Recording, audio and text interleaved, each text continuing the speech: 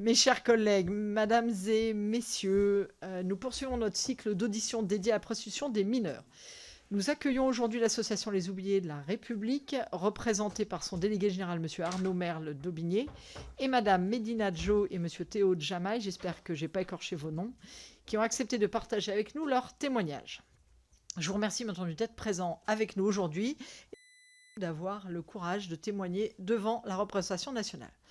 Selon la dernière étude de l'Observatoire national des violences faites aux femmes, plus de 700 mineurs victimes de prostitution ont été recensés en 2025 par les forces de l'ordre, soit une hausse de 43% entre 2021 et 2025. Mais ces chiffres, bien qu'inquiétants, sont cependant largement sous-estimés. Lors de nos auditions, les associations ont plutôt évoqué les chiffres de 15 000 à 20 000 mineurs en situation de prostitution en France. L'association Les Oubliés de la République, créée en 2022, s'est donnée comme mission de faire entendre la voix des jeunes les plus vulnérables, et plus particulièrement, bien entendu, les enfants de l'aide sociale à l'enfance, que l'on entend encore trop peu dans le débat public. Il est important de rappeler que la prostitution des mineurs est des jeunes issus de tous les milieux sociaux. Néanmoins, les jeunes mis sous protection des établissements de protection de l'enfance sont particulièrement exposés aux risques prostitutionnels, tant les violences subies par ces jeunes les ont fragilisés et tant les proxénètes ciblent ces structures. Pour ces jeunes fragiles, vous pourrez nous indiquer comment on peut agir pour limiter ce passage à l'acte et quels accompagnements doivent être mis en place et si on doit apporter une formation spécifique pour les éducateurs. Par ailleurs, même si de nombreux jeunes se pensent consentants et libres de pratiquer la prostitution, il est bon de rappeler que la prostitution des mineurs relève de la traite des êtres humains et que le recours à la prostitution des mineurs constitue un délit puni de 3 ans d'emprisonnement, pouvant aller jusqu'à 7 ans si la victime a moins de 15 ans. Et donc, dans ce cadre, j'aimerais vous entendre également sur la pénalisation des clients et si vous avez d'autres solutions, parce que la pénalisation des clients, on voit bien que ce n'est pas forcément le plus efficace. Enfin, bien entendu, j'aimerais vous entendre sur les dispositifs actuels d'accompagnement pour sortir de la prostitution et savoir s'ils sont suffisants, ce que nous devons améliorer et ce qu'il faut aussi faire pour renforcer les actions de prévention. Madame et monsieur, vos témoignages sont précieux pour nous aider à comprendre les mécanismes qui conduisent à l'entrée dans le système prostitutionnel ainsi que les conditions qui permettent d'en sortir. Alors je vais bien entendu, parce que le but c'est de vous écouter, vous laisser la parole pour vous faire part de vos témoignages, puis je donnerai la parole aux collègues qui souhaitent intervenir pour des échanges. Alors, je suis désolé, c'est moi, Arnaud Merle-Daubigné, je suis le délégué général de l'Alliance des Oubliés de la République. Alors, je n'aime pas beaucoup prendre le premier mot, mais juste pour essayer d'expliquer un peu ce que c'est que les Oubliés de la République, c'est une association dont le mandat social est de favoriser et de promouvoir la parole des publics, dans les débats publics. La voix de celles et ceux qu'on n'entend littéralement jamais. Alors, on a beaucoup travaillé sur l'aide sociale à l'enfance, mais on travaille aussi avec des personnes et des publics vivant à la rue, des personnes en situation de prostitution, des personnes sortant de prison, donc un grand nombre de difficultés sociales qui empêchent d'avoir voix au chapitre. Donc je vous remercie, Madame la Présidente, et l'ensemble des députés présents aujourd'hui, d'avoir accepté de compléter votre cycle d'audition sur la prostitution de mineurs. Nous, on dirait plutôt exploitation de mineurs. Mais par le savoir expérientiel des premiers et premières concernés. Je vais essayer d'être bref parce que moi je ne suis pas concerné, donc le but c'était juste de vous cadrer un petit peu comment est-ce qu'on a travaillé. Moi c'est pas mon rôle de prendre cette parole là, on a simplement vous dire que les propos qui suivront ont été élaborés lors de 3 ateliers d'échange, de discussion, d'entraide entre pairs et 3 temps de rédaction individuelle alors je dis 3 parce qu'il y a une personne qui est à Strasbourg et qui n'a pas pu se déplacer. Donc ces propos, ils abordent des parcours intimes, personnels, uniques. Ils sont à la fois illustratifs et spécifiques des réalités que nous aborderons. Il me semble, si je ne me trompe pas, et vous me dites si je me trompe, Théodore, Nisrine et Medina sont tous les 3 nés en France, et donc nous n'aborderons donc pas d'autres problématiques qui pourraient être spécifiques, telles que celles de personnes mineures non accompagnées. qui sont repérés très tôt lors de leur entrée sur le territoire, ou encore des enfants dont les parcours ne laissent a priori entrevoir aucune difficulté particulière, qui pourtant sont exploités sexuellement et dans le silence et l'indifférence. Je donne maintenant la parole à Médina pour ce premier tour de témoignage, et moi je finirai en lisant le témoignage de Nisrine, si vous me le permettez. Merci beaucoup. Alors du coup, bonjour, moi c'est Médina Joey, je voulais faire des trigger warnings, mais en fait il y en a beaucoup trop à faire, donc j'espère que ça ira. Et si ça va pas, n'hésitez pas à sortir parce que ça va être assez houleux. Alors du coup, pour rappel, je suis Médina Joey, j'ai été placée à l'aide sociale à l'enfance de mes 7 à mes 19 ans, et je suis là pour vous parler de mon parcours et de ses défaillances. Ces défaillances ont favorisé mon entrée dans l'exploitation de mineurs. Ici, je parle bien d'exploitation et non de prostitution, car il ne faut pas oublier qu'un mineur est une personne vulnérable, influençable et qui reste en construction psychologique. C'est un enfant et surtout un mineur fragile. Ce dont je vais vous parler aujourd'hui, c'est des ruptures de parcours, d'un abandon familial, d'un placement qui est devenu une descente aux enfers, de la mort qui me semblait être la solution, d'un cercle vicieux qui commence et qui recommence, et enfin d'un semblant d'espoir. Alors tout d'abord, j'ai subi un véritable abandon familial. Je suis née à Nantes en 2001 et j'ai grandi dans un contexte de violence avec mes 2 sœurs.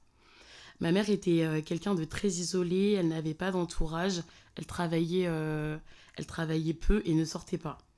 Mon père, lui, la battait souvent quand il était sous effet de l'alcool. Ils se sont séparés très tôt, mon père continuait de la frapper malgré la distance, c'est-à-dire que du coup il revenait la voir malgré toutes les plaintes qu'elle pouvait déposer. Jusqu'à mes 7 ans, je suis restée chez ma mère qui était violente psychologiquement et physiquement.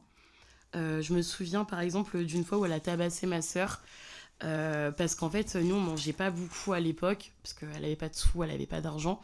Et du coup, une fois, j'ai vu une casserole sur les plaques et du coup, je l'ai mis dans le micro-ondes et ça a pris feu. Chose que je savais pas parce que j'avais 7 ans. Et du coup, elle a tabassé ma grande sœur très, très, très violemment à cause de cet incident-là. Faut savoir que ma mère, j'ai toujours eu peur d'elle. Et j'ai pas beaucoup de souvenirs joyeux d'elle. À l'époque, un travailleur social venait à la maison, mais je sais pas qui c'était. Pour moi, c'était juste un ami qui prenait des notes. Enfin, j'ai pas compris le principe. Et on m'avait pas expliqué. Ma mère était dans un tel contexte de vulnérabilité et de pauvreté qu'en fait on avait tellement pas d'argent que souvent on allait dans les banques alimentaires et c'est souvent les maîtresses de nos écoles qui du coup nous donnaient à manger parce que le week-end on ne mangeait pas. Donc il se passait des vendredis après-midi jusqu'à lundi matin où on ne mangeait pas du tout. D'ailleurs ma petite sœur, elle a été en sous-nutrition à cause de ça, du fait de ne plus manger. Quand j'avais 7 ans, dans un moment de lucidité, ma mère, elle a demandé à l'ASE de nous placer. Je pense que ça a été la meilleure décision qu'elle ait prise de sa vie, mais aussi la pire. On est venu nous chercher à l'école pour nous remettre dans un foyer d'urgence le jour même. Et du coup, en fait, on nous a expliqué qu'on n'allait plus vivre chez notre mère et qu'on serait du coup confié à l'ASE. Donc du coup, on a été séparés de notre grande sœur et on n'a jamais été replacés avec elle. On est 3 et du coup, on a été placés à 7, 9 et 6 ans. Mais en fait, ce que je ne savais pas, c'est que le pire restait à venir. On est tombé sur une famille d'accueil qui avait 3 ou 4 enfants biologiques. L'un d'eux vivait encore à la maison. Et cette famille d'accueil recueillait, en plus de moi et ma petite sœur, une 3e enfant. Donc ils avaient 4 enfants à charge et en fait ils faisaient énormément de différences avec leurs enfants et nous. C'est-à-dire que par exemple nous on pouvait se doucher qu'une seule fois par semaine. Ils n'avaient pas nos vêtements avec de la lessive et des fois quand il y avait des moments de famille comme juste regarder la télé, on était sur des petites chaises et eux étaient derrière sur le grand canapé. Donc il y avait... Je me suis jamais sentie aussi seule et triste que depuis que j'ai eu mon premier placement. C'est alors qu'a commencé la descente aux enfers. En fait, on a été placés avec ma petite sœur dans une nouvelle famille d'accueil, parce que pour rappel, la première, c'était une famille d'accueil d'urgence, sauf que moi, je savais pas, et que du coup, je ne savais pas, et du coup, on y est resté quand même plus d'1 an et demi. Pour une famille d'accueil d'urgence, c'est assez long. Et du coup, dans la deuxième, c'était une famille d'accueil permanente. Et du coup, l'homme du couple était un pédophile. Il a commencé à nous toucher assez tôt et quand on a grandi vers nos 10 ans, il a commencé à nous droguer. Donc en fait, j'ai pas beaucoup de souvenirs de cette période-là parce que trop drogué, beaucoup endormi et évidemment le cerveau qui veut effacer ce qu'il veut effacer. C'est dans cette famille-là que je me suis demandé si mourir n'était pas la solution. À l'âge de 9 ans, j'ai fait ma première tentative de suicide où du coup j'ai essayé de me pendre et ça, personne ne l'a su, que ce soit la ZEU ou la famille en question. Dans cette famille d'accueil, le... pardon. Dans cette famille d'accueil, j'ai tenté de me suicider et de fuguer tellement de fois que la police est venue un jour m'auditionner. Sauf qu'en fait, pendant l'audition, il y avait ma famille d'accueil qui était juste à côté. Ils n'étaient pas dans la pièce, mais ils étaient dans la pièce d'à côté. Donc du coup, je me sentais pas assez à l'aise de raconter le calvaire qu'on vivait parce que j'avais peur de retourner tout de suite après chez mes bourreaux, enfin chez mon bourreau plutôt. Et en fait, je suis restée là-bas jusqu'à mes 14 ans et ma sœur, elle y est restée jusqu'à ses 18 ans. J'ai changé de famille d'accueil juste après à cause de mes fugues et de mes tentatives de suicide. Mais en fait, ça a été pas pire, mais je suis tombée sur une famille d'accueil où la femme était raciste. Donc il y avait énormément de propos qui étaient horribles, que je subissais à longueur de temps. Et l'homme de cette famille d'accueil-là, donc son mari, lui me regardait sous la douche et en fait, il me regardait aussi dormir. Donc autant vous dire que je me suis jamais sentie en sécurité au sein de ces deux familles d'accueil. Et en fait, à cette époque-là, pour rappel, j'ai 14 ans, j'ai commencé à faire des rencontres sur Internet avec des hommes qui ont plus de 30 ans. Et pour moi, c'était, on va dire, normal, parce qu'on m'avait pas parlé du consentement, on m'avait pas parlé de ce qu'était un pédophile, que c'était pas normal d'avoir des relations sexuelles avec des hommes de plus de 30 ans quand on en a 14, pour rappel. Du coup, aussi, en parallèle, je vivais des violences sexuelles par un ami de ma famille. Et du coup, en fait, une grande partie de ma famille le savait.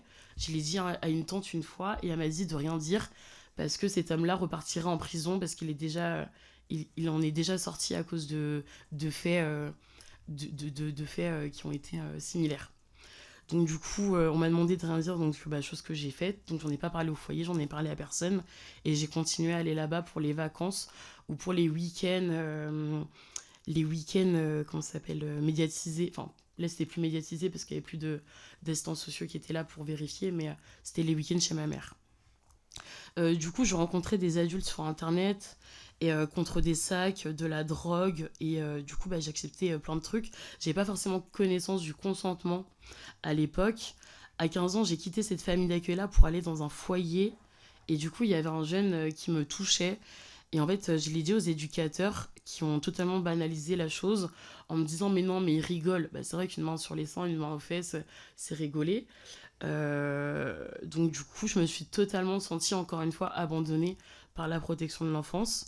Et du coup, suite à ça, s'en est suivi une fugue de 8 mois où je ne suis pas revenue.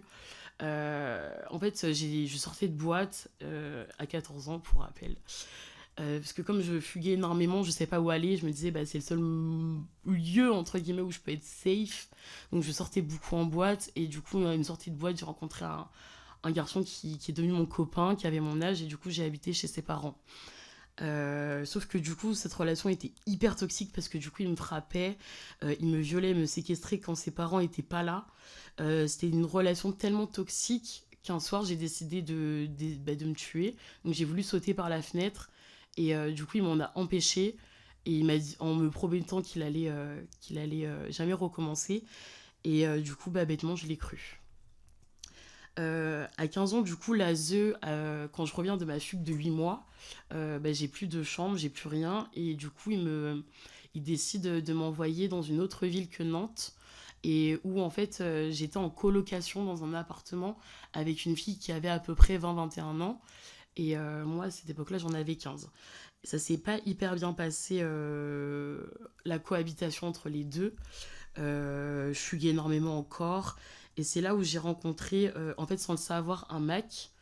En fait, pour moi, c'était plus un ami sex-friend qu'un mec. Mais en fait, Au fil du temps, il me faisait rencontrer des gens et moi je me disais c'est pour explorer ma sexualité, sauf que je savais pas que ces relations étaient tarifées.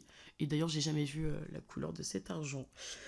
Du coup, quand je l'ai su, j'ai commencé à le faire toute seule dans des conditions plus que douteuses, sans protection et avec un couteau sur mon oreiller, pardon. Je me souviens d'un événement assez violent où quand j'étais dans la voiture d'un client qui a refusé de payer, il m'a viré de sa voiture et il a essayé de me tuer. Il a essayé de m'écraser avec sa voiture. Et peut-être que lui s'en souvient pas. Moi, si, ça m'a traumatisée. Mais en tout cas, ce qui m'a, entre guillemets, poussée vers la sortie de l'exploitation sexuelle, c'est qu'en fait, j'ai été aidée par une éducatrice qui m'a énormément soutenue. Parce que jusqu'à là, j'étais entourée que de personnes qui n'étaient pas forcément là pour les bonnes intentions ou qui n'étaient pas à l'écoute de ce que j'aurais pu dire, de ce que je pouvais ressentir. Et du coup, à ce moment-là, j'ai eu une grande période de mutisme où j'ai juste arrêté de parler, par trop plein de traumas, évidemment. Mais malgré ça, elle est quand même restée soutenante envers moi et c'est ce qui m'a fait ne rien lâcher.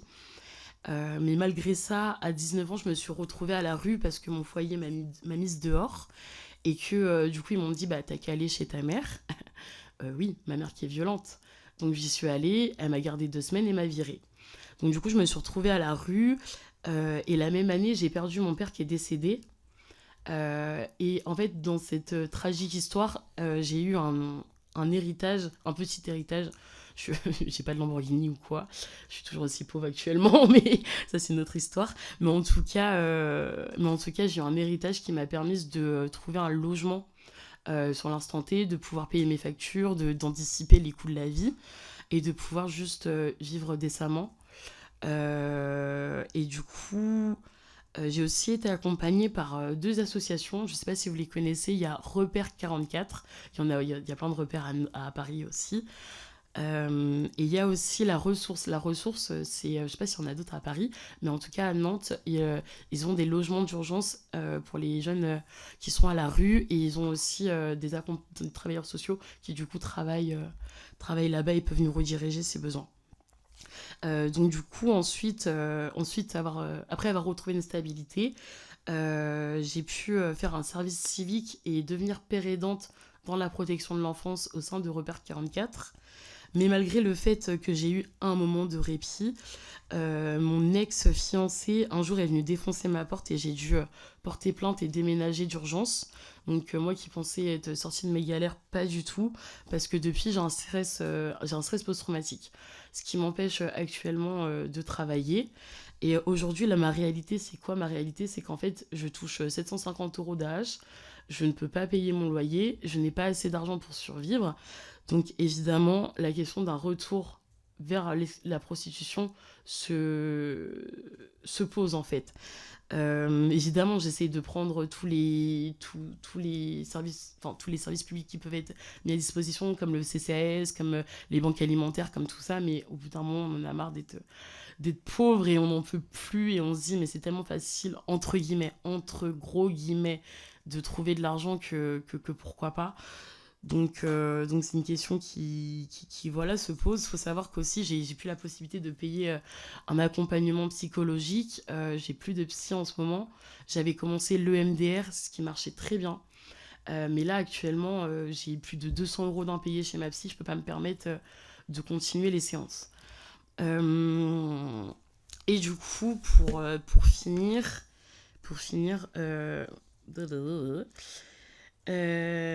et du coup, en fait, moi, ma question, c'est un peu, c'est quoi l'avenir pour les jeunes comme moi aux multiples traumas qui, du coup, se posent la question vers un retour de la prostitution. Comment est-ce qu'on fait collectivement pour justement empêcher ça? Moi, par exemple, dans mon parcours, j'aurais aimé qu'on me parle justement de qu'est-ce que l'exploitation sexuelle, qu'est-ce qu'un pédocriminel, qu'est-ce que le consentement, tout simplement. Parce que ça m'aurait peut-être fait changer d'avis sur... Enfin, je me serais peut-être pas autant engrainée dans cette situation-là. Et j'aurais aimé avoir un revenu stable, parce que l'ASE nous donne un revenu, mais dans la réalité des choses, c'est compliqué. Pardon, excusez-moi. Et du coup, et aussi être isolé de ce cadre toxique, parce qu'il faut savoir que moi, quand je le faisais, c'était souvent dans mon domicile. Donc du coup, tout le monde connaissait mon adresse, et du coup, l'idée, c'était de m'isoler. D'ailleurs, il y a des foyers qui le font, qui ont des logements diffus un peu partout.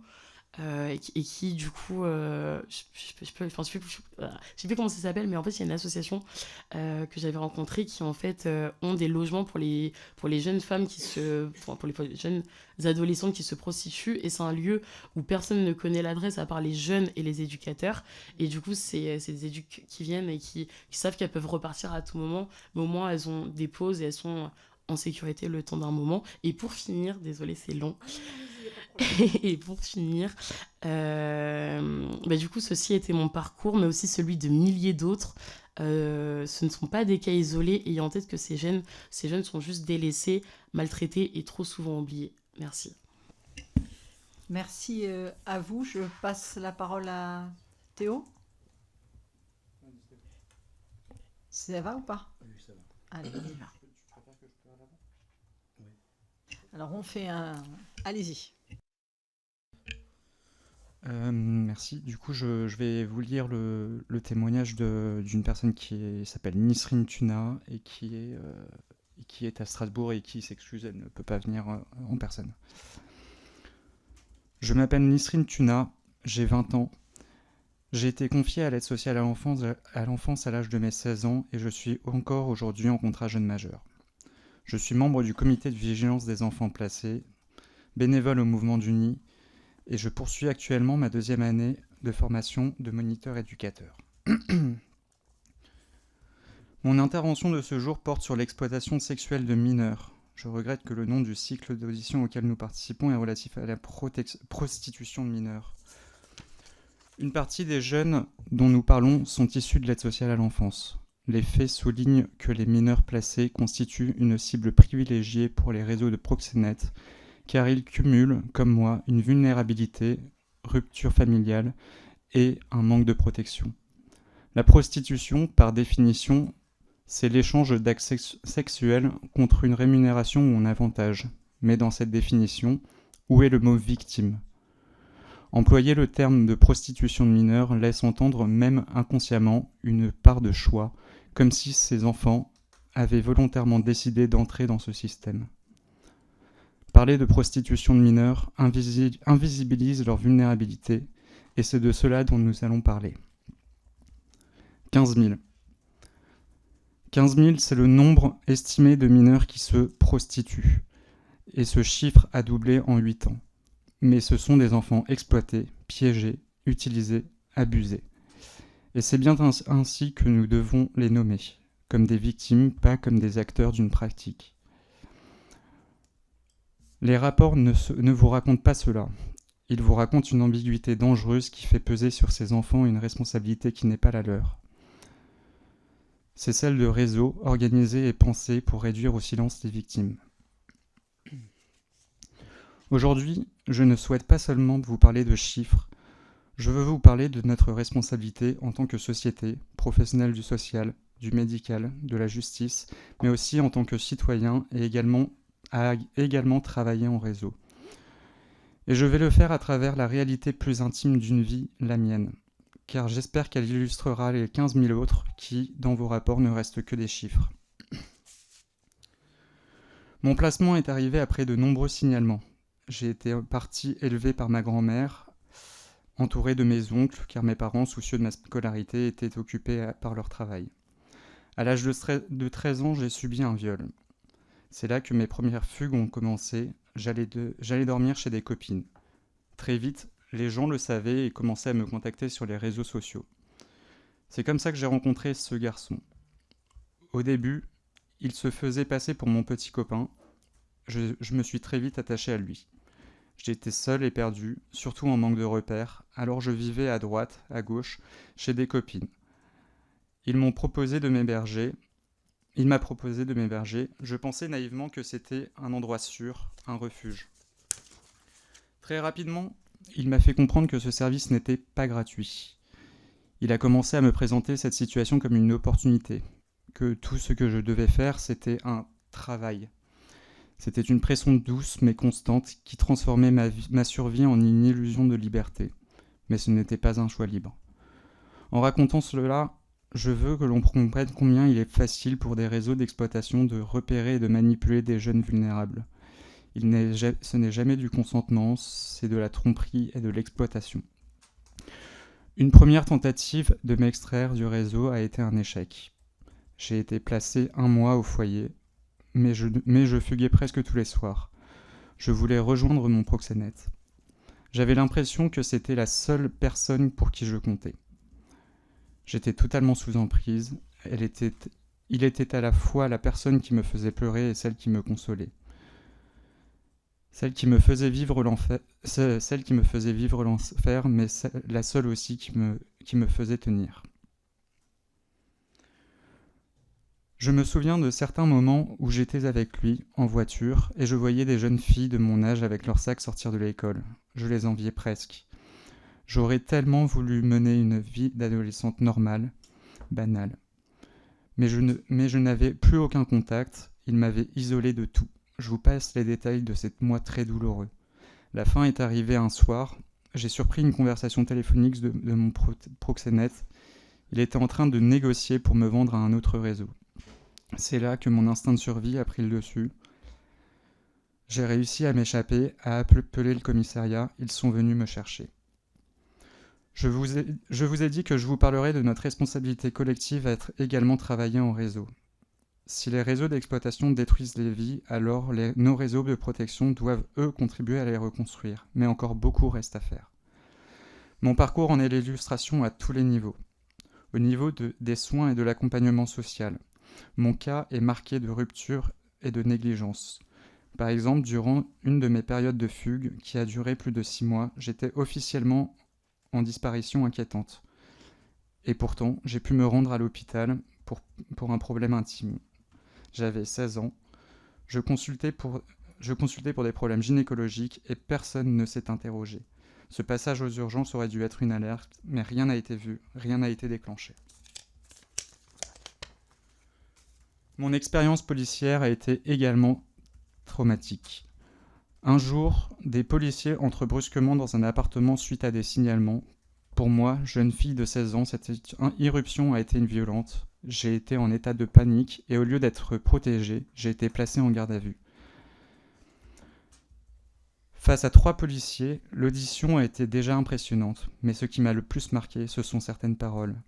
On m'interrogeait sur des détails intimes et l'un des policiers a répondu lui-même « Moi, si je n'ai pas eu 30 minutes, je reste 30 minutes ». À cette première violence s'est ajoutée celle du silence de ses collègues. À ce moment-là, je n'étais plus une victime, j'étais presque coupable. Lorsque j'ai appelé le commissariat pour m'échapper définitivement de mon proxénète quand il a voulu me vendre, l'expérience n'a pas été meilleure. Vous savez ce qu'ils m'ont dit après des mois sans contact extérieur? On m'a dit « On a d'autres choses à faire que de récupérer des jeunes filles qui fuguent pour faire la fête ». Durant tous ces longs mois, je gardais quand même un petit bout de papier caché dans mes affaires avec le numéro de mon éducatrice référente à eux. Je lui donnais des nouvelles 1 ou 2 fois par mois. C'est elle qui est venue me chercher au commissariat pour me ramener au foyer. Et je me suis dit une chose très forte. Ma chambre m'avait attendu. Cela peut se paraître anodin, mais pour moi c'était vital. Cela signifiait que je comptais, que je n'étais pas effacé, qu'on m'attendait. Ce qui m'a permis de me reconstruire, ce sont mes éducateurs. Ils ont été mes personnes ressources. Enfin, en est venu le temps de la justice. Il m'a fallu beaucoup de temps pour trouver la force de porter plainte car je me préparais à une longue bataille judiciaire.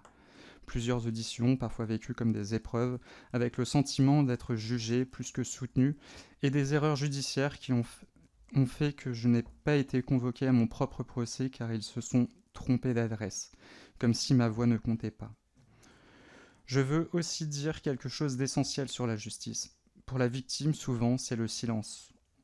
On perd les adresses, on ne donne plus d'infos, on n'est plus rappelé. On a le sentiment que la justice ne protège pas la victime et s'intéresse plus au coupable. Les failles que j'ai vécues montrent que beaucoup reste à faire. La commission d'enquête parlementaire sur les manquements des politiques publiques de protection de l'enfance identifie des priorités claires. Repérage précoce, formation des professionnels, meilleure enquête, coordination renforcée entre des acteurs. Nous devons transformer ces priorités en actions concrètes, locales et nationales. Concrètement, il faut former la police, les personnels hospitaliers et éducateurs à l'accueil non jugeant et au repérage. Mettre en place des protocoles hôpital-ASE pour que tout passage aux urgences de mineurs avec signes d'exploitation déclenche une alerte. Créer, renforcer des unités judiciaires spécialisées pour enquêter sur la prostitution et l'exploitation sexuelle de mineurs. Garantir la continuité éducative, place gardée, stabilité des référents, etc. Parce que la stabilité est protectrice et reconstructrice. Assurer un suivi psychologique et des parcours de sortie, hébergement, insertion, formation, pour celles et ceux qui sortent de la prostitution. Améliorer la transparence judiciaire vis-à-vis des victimes, information régulière, référents juridiques. Avant de conclure, je souhaiterais adresser mes pensées à certaines filles que j'ai rencontrées durant mon parcours. Des filles dont j'ai croisé le regard, partagé quelques mots, et qui restent encore aujourd'hui prises dans des conduites prostitutionnelles. Elles n'ont pas fait le choix de cette vie, elles n'ont jamais eu de véritable choix. Et pourtant, beaucoup sont invisibles aux yeux de la société, jugés ou ignorés, parfois même dans des lieux censés les protéger. Malgré tout, je veux terminer sur une note d'espoir. Si je suis là aujourd'hui, c'est grâce à celles et ceux qui n'ont jamais baissé les bras. Ces professionnels qui ont cru en moi, qui m'ont donné une place, qui ont tenu le fil pendant que je cherchais à me reconstruire. Je voudrais aussi exprimer ma profonde gratitude envers toutes les personnes que j'ai rencontrées au sein du comité de vigilance. Vous m'avez redonné confiance, vous m'avez fait sentir légitime, et c'est grâce à vous que je peux aujourd'hui témoigner non seulement de mon vécu, mais aussi de mon expertise. Vous m'avez permis de transformer une douleur en force, une blessure en parole, et aujourd'hui en engagement. Je vous remercie de votre écoute. Merci beaucoup. Théo ?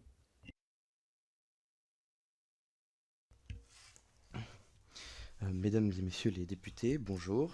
Je suis Théodore, j'ai 19 ans, je suis actuellement en contrat jeune majeur et j'ai été suivi par l'aide sociale à l'enfance pour violence et suspicion d'inceste. J'ai été mis à la rue à mes parents et je suis tombé dans la spirale de la drogue et de l'exploitation de mineurs.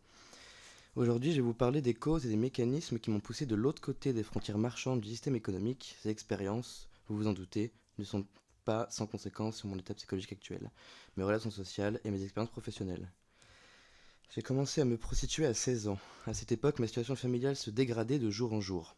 Je passais plus d'un jour sur deux dehors, soit parce que ma mère ou mon beau-père me mettaient dehors, soit parce que je fuguais, tant les humiliations comme « ce putain de gamin est le cancer de cette famille » ou « ce fils de pute de gosse » étaient fréquentes. Ces de menaces comme « si tu reviens, ce sera sur le billard » à des étranglements sur mon lit par mon beau-père. Lors de ces épisodes à la rue, j'arrivais à un stade où jeûner un jour, ça va, 2 jours, ça va, 3 jours, ça gargouille, mais ça va. 4 jours, on commence à tourner de l'œil. Et je ne pouvais pas manger le midi car je prenais des médicaments obligatoires qui me coupaient la faim au point d'en vomir si je mangeais. En parallèle de la rue, de la faim, j'étais inscrit sur des applications aussi pratiques que problématiques que vous connaissez sûrement, Grindr, Romeo. Et un jour, un homme d'une 50aine d'années me propose de l'argent contre mes services. Je n'avais aucune vie sociale, j'avais faim, j'étais seul, avec un vague sentiment d'abandon. Alors j'acceptais 1 fois, j'acceptais 2 fois, j'acceptais 3 fois. Avec ça, je pouvais manger, je pouvais sortir, m'acheter un peu tout et n'importe quoi, y compris de la cam. C'est comme ça que j'ai débuté cette activité, par-ci par-là. Et ma mère ne l'a jamais su, ne l'a jamais remarqué ou ne m'a tout simplement jamais questionné sur le sujet, d'autant plus que j'arrivais toujours à aller au lycée le lendemain. Entre les messieurs respectueux, et je les en remercie, qui malgré leur vice de client comprenaient mes difficultés, et ceux qui, sans scrupule, jouaient de leur désir sur un corps de jeune mineur, car ils payaient, ils en ont droit. C'était devenu ma vie, plus de la moitié du temps. Je travaillais chez mes clients, ce qui me retirait toute possibilité de m'enfuir si besoin. J'en ressortais souvent avec des hémorroïdes, comme jamais vous en verrez, ou la tête bleue, car certains aiment étrangler leur partenaire ou les tuer, je sais pas trop. Avec le temps, je ne rentrais tout simplement plus. Je sortais du lycée, je me camais, je baisais, je sortais du lycée, je me camais, je baisais, etc., etc. À cette époque, le fait de vivre encore chez mes parents me permettait d'avoir du contrôle sur la situation. J'avais quelque part où aller au cas où. Mais un jour de décembre 2024, mon beau-père m'a tout simplement viré de la maison la veille, le lendemain de Noël. Ce qui était une situation sous contrôle est devenu une obligation de survie, un quotidien, un enfer réveillé. À cette époque, j'attendais la réponse de l'ASE concernant mon contrat jeune majeur, sans quoi j'aurais fini totalement sans abri et sans ressources après ma majorité. Parenthèse, contrat jeune majeur qui a failli ne pas être effectif parce que ma mère a tout fait pour me mettre des bâtons dans les roues en racontant tout et n'importe quoi sur mon sujet. Ce qui a failli marcher.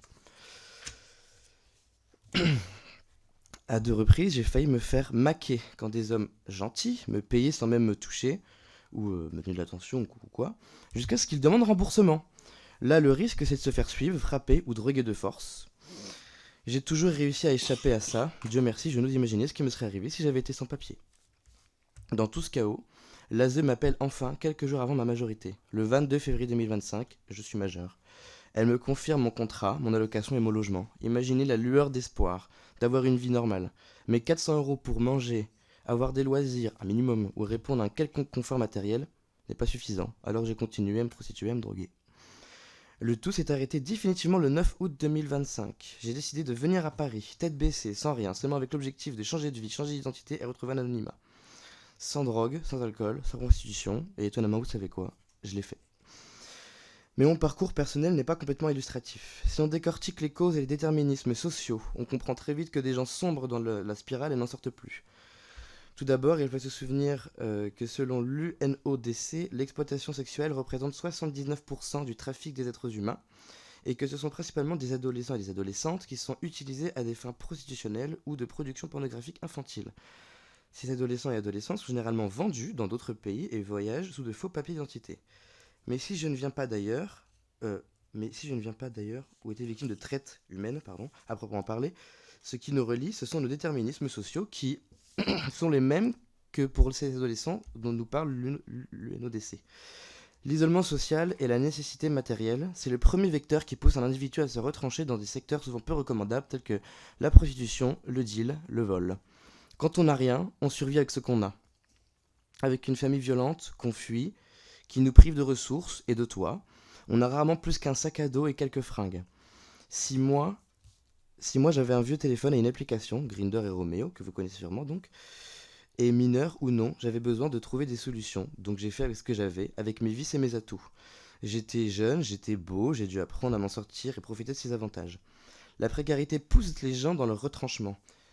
Ces solutions vont la mener nécessairement à se plonger dans des activités plus ou moins dangereuses, plus ou moins recommandables, plus ou moins légales.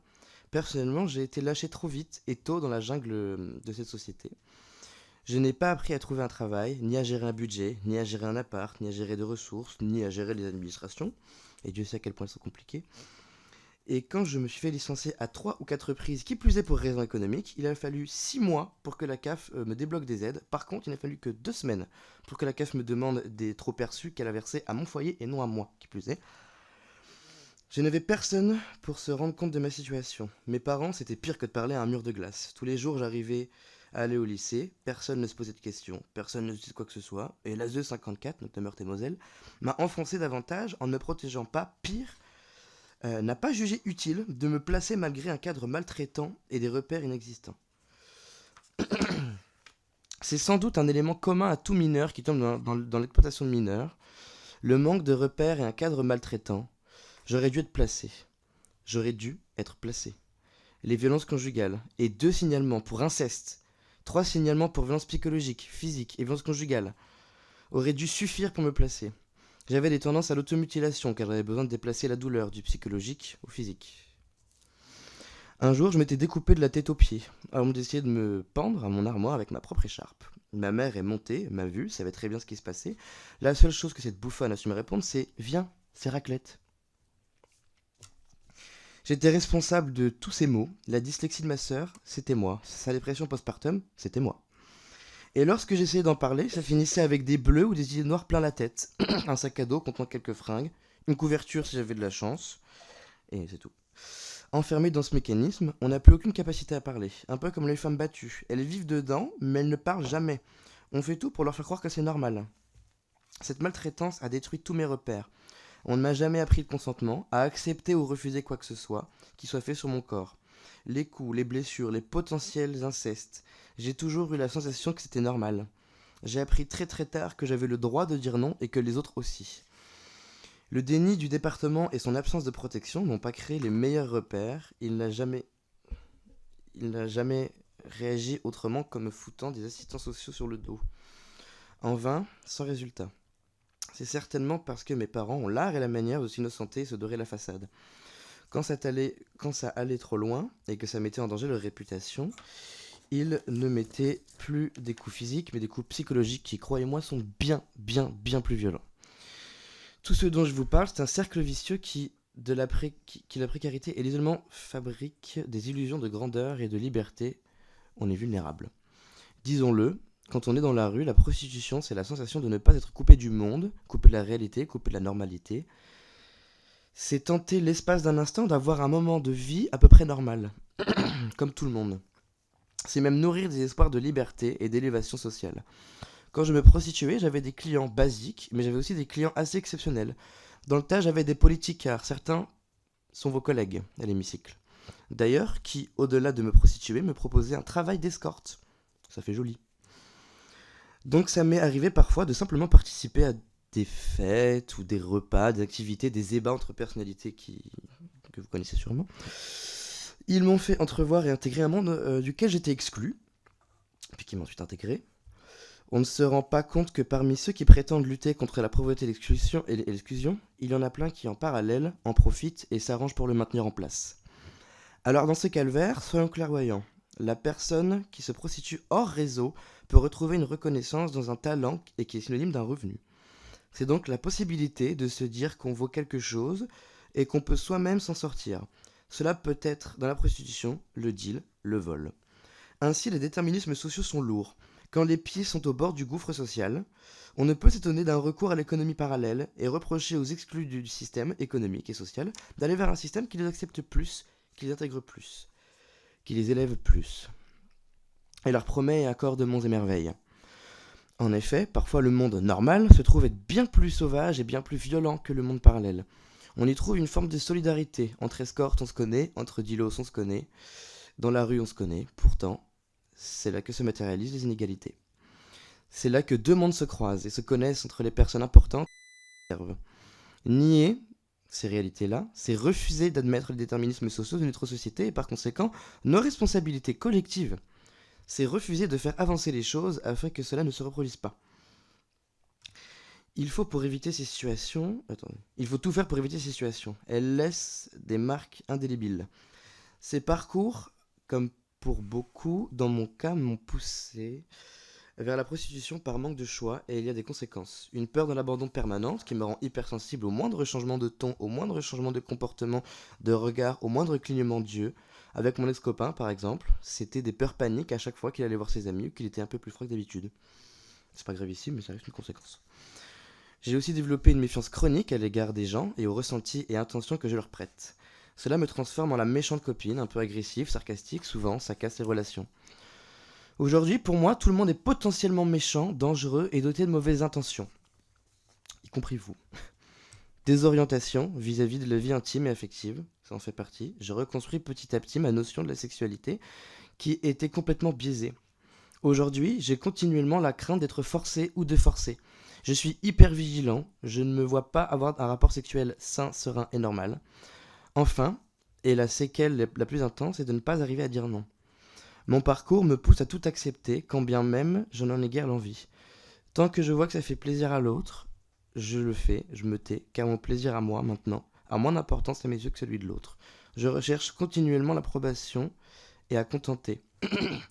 Ma situation aujourd'hui, c'est que je vis en colocation dans un appartement miteux en banlieue, avec 300 € pour vivre tous les mois, ce qui n'a failli pas m'arriver car l'ASE a refusé à 2 reprises de financer mon loyer que je ne pouvais pas payer. C'était soit je payais mon loyer, soit je me nourrissais. Et jusqu'à preuve du contraire, on n'a pas le choix. En parallèle de ça, je reprends le lycée en septembre. J'ai réussi, au bout d'un an de bataille, ça y est, j'y suis, je peux reprendre des études, je vais potentiellement m'en sortir. Peut-être. Peut-être si l'ASE accepte d'augmenter ses aides. On ne vit pas avec 300 balles par mois. Ça n'existe pas, personne ne fait ça. Mais cette situation, elle est là. Donc j'en appelle aussi à vous pour potentiellement aider dans ce parcours. Les solutions que j'y trouve... excusez-moi, pardon.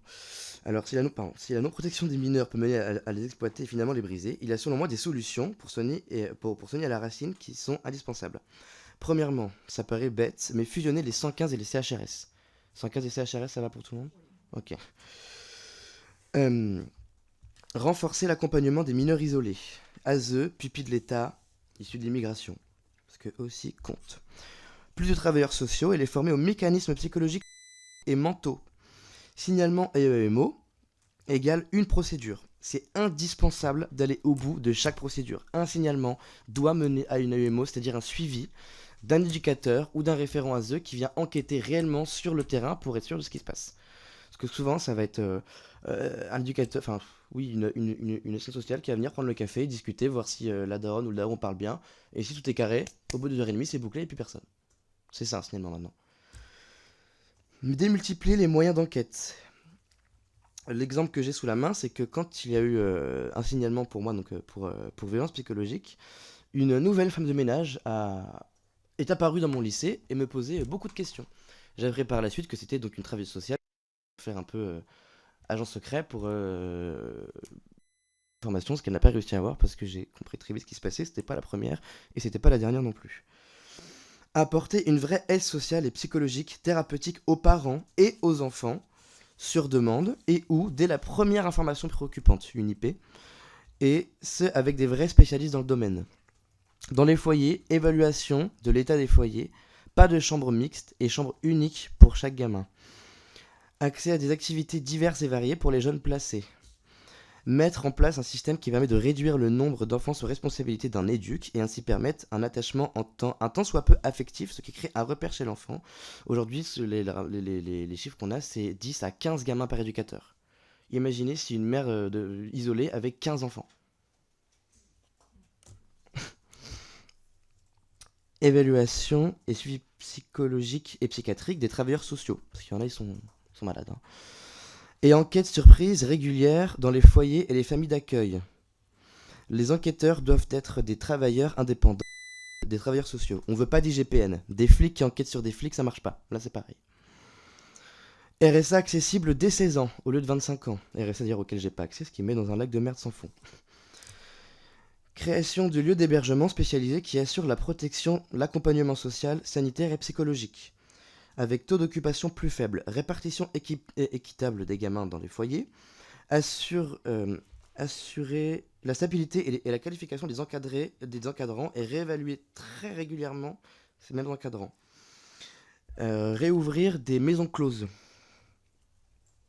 qui permettraient aux mineurs comme aux majeurs de temporairement au moins le temps que le système existe, de pratiquer leur activité en sécurité. Renforcer le caractère obligatoire de l'information et d'éducation à la sexualité tant au lycée que dans les foyers et les excuses du genre on va convertir nos gamins à je ne sais quelle sexualité, c'est la connerie, il va falloir s'y mettre sérieusement. Il faut que je tourne la page. Invention d'associations engagées dans la prévention d'exploitation de mineurs. Actions spécifiques à destination de la protection de l'enfance, adapter les modalités de prévention aux usagers et lieux de socialisation et d'interaction des jeunes de l'ASE. Merci pour votre écoute. Merci beaucoup pour ces témoignages. C'est toujours compliqué. Alors la partie maison close, j'avoue que ça, j'ai vu certains collègues, mais je pense que comme moi, on n'est pas forcément les plus ouverts à se dire qu'il faut ouvrir les maisons closes, mais j'entends ce que vous indiquez en disant que quitte à le faire, autant que ce soit en sécurité, si j'ai bien compris. Bah, si je peux me permettre, je trouve, sans vouloir offenser quelque chose, que c'est un peu facile de dire nous ne sommes pas ouverts quand vous n'en avez jamais vu la couleur. Après, maintenant, j'entends évidemment que de votre point de vue, ça paraît un peu lunaire d'ouvrir des maisons closes. De notre point de vue, c'est un poids en moins, j'ai envie de dire, de pouvoir s'inscrire. Alors, je vais laisser la parole aux collègues. Alors, c'est inscrite et je vais lui donner la parole en Ah si, j'ai eu Madame Eda Dizadeh. Les autres, dites-moi celles qui veulent intervenir. Ou ceux. Merci beaucoup, Madame la Présidente. Merci aussi de me donner la parole maintenant et je tiens à vous présenter mes excuses. Je partirai peu de temps après mon intervention, pas par désintérêt, et vous allez comprendre pourquoi, mais parce que je vais au Sénat convaincre des sénateurs de soutenir ma proposition de loi qui a été votée à l'Assemblée le 11 décembre dernier pour que chaque enfant placé en mesure d'assistance éducative puisse désormais être accompagné de manière systématique et obligatoire de son avocat et qu'il n'affronte plus jamais les couloirs de la justice qui rendent des décisions très lourdes sur sa vie seul. Pas par désintérêt évidemment, parce que je suis très émue de vous voir ici à plusieurs titres, parce que j'étais à la place d'Arnaud il y a quelques mois de ça. Avant d'être députée, j'étais la première déléguée générale des Oubliés de la République. Et je tiens à vous remercier parce que, en étant cette déléguée générale, en vous rencontrant, je dis vous, je ne vous connaissais pas, Nisrine, je l'ai rencontrée, mais j'ai rencontré d'autres que vous. Vous m'avez fait grandir, vous m'avez fait comprendre des choses sur la protection de l'enfance, sur la faillite de l'aide sociale à l'enfance, mais plus profondément que ça, vous m'avez fait, vous, les enfants placés, les anciens enfants placés, réaliser une chose. En fait, en parlant d'aide sociale à l'enfance, on passe complètement à côté du sujet. Vous, comme tous les enfants de ce monde, de cette planète, vous avez besoin, nous avons besoin d'une seule chose pour grandir. Nous avons besoin d'être aimés. Être aimés inconditionnellement. Et je crois que tu l'as dit, Théo, être aimé, c'est savoir qu'on compte pour quelqu'un et qu'on a quelqu'un sur qui compter quoi qu'il arrive. Et le drame de vos vies, c'est que vos parents n'étaient pas là pour vous aimer. Et le monde du placement n'est pas fait pour produire cet amour dont tout être humain a besoin pour devenir quelqu'un de bien dans sa peau. Et au nom de la République, puisque maintenant j'ai le pouvoir de le dire, je vous présente les excuses de cette République et je regrette qu'elle ne le fasse pas et qu'elle ne vous dise pas, ça n'aurait jamais dû vous arriver. Que lorsqu'on vous place, on ne sache pas vous produire cet amour dont vous avez besoin et qu'on vous traite comme des objets qu'on place, qu'on déplace, comme des numéros de dossier et qu'on soit incapable de comprendre qu'en vous laissant tomber à nouveau à 18 ans, 19 ans, 20, 21 ans, peu importe l'âge, en vous laissant tomber à nouveau, c'est non seulement une nouvelle mise à mort sociale, une nouvelle mise à mort humaine, mais c'est aussi, parce qu'on en parle beaucoup ici d'argent à l'Assemblée, on ne parle des fois que de ça, c'est absurde économiquement. On fout de l'argent par les fenêtres. Vos placements ont coûté cher à la République et c'est normal. Mais quand on vous met dehors, qu'on vous donne 300 € par mois, et vous êtes obligé de faire l'exploitation sexuelle auquel vous avez recours, ce n'est pas normal. Et vraiment, je connais trop vos parcours de vie, donc je n'ai pas grand-chose à dire. J'ai juste une dernière chose. Théo, je pense que quand tu dis il faut arrêter de parler de prostitution des mineurs, ce terme-là doit disparaître de nos bouches, tu as raison. Mais dans un même temps, on ne peut pas dire c'est de l'exploitation sexuelle, mais on va ouvrir des maisons closes pour le permettre. Mais tu as raison, ça ne devrait pas exister. Mais dans ce cas-là, les mineurs, il faut se donner les moyens de les protéger, de les sortir de là. Pour les majeurs, c'est un autre sujet. D'ailleurs, il y a une proposition de loi qui fait débat. Pardon, je ne pensais plus qu'on était milité. Merci Madame la Présidente de ne pas m'avoir interrompu. Et je vous rends le micro. Et je reste encore un tout petit peu, mais je dois filer après. Merci. Alors, j'ai eu apparemment une autre personne qui doit partir, donc je vais bousculer Madame Thibault-Martinez. Merci beaucoup Madame la Présidente. En effet, je partirai peut-être avec Aïda.